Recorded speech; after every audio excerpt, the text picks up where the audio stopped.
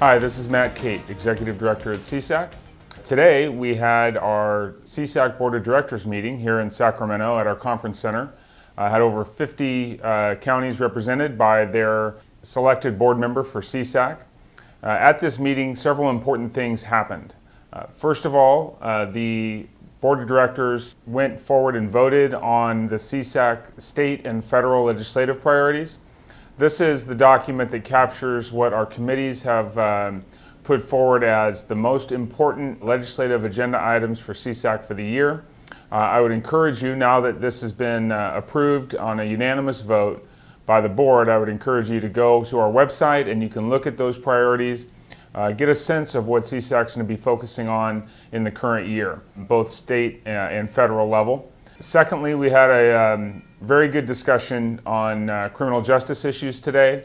Undersecretary Martin Hoshino with the Department of Corrections and Rehabilitation came forward to talk about the recent ruling by the 3-judge panel on prison crowding. Undersecretary Hoshino said that we're likely to be fine in terms of the state meeting its obligations this year. They have some concerns next year, and so they'll be looking to reduce population of the prisons through some, I would call, smaller approaches to their population when it comes to the elderly and the medically infirm. They've said that anybody who is released from prison will be on parole, not on probation. I know that was appreciated.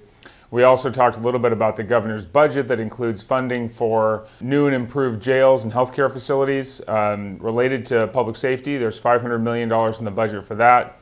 Additionally, about $148 million for probation, again, to deal with the offenders that have been realigned to the state. Finally, we made a point of talking through the governor's capping long-term offenders in jails to 10 years. We felt that was important. So good progress there from the administration and the budget. We made it very clear, however, that more funds from the state are needed to fully carry out all of our responsibilities under public safety realignment. Another matter discussed today was the approval of Prop 41.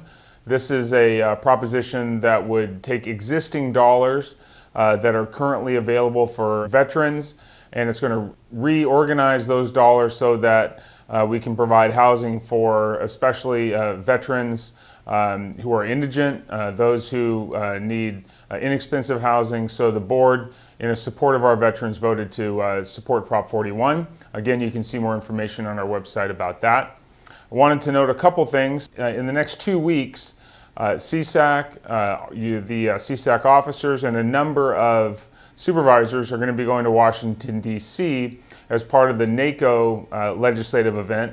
So we'll be walking the Hill, talking to our senators, to our members of Congress, the entire California coalition, and again, pushing for our federal priorities. Top of our list right now is funding and reduced restrictions in dealing with the drought.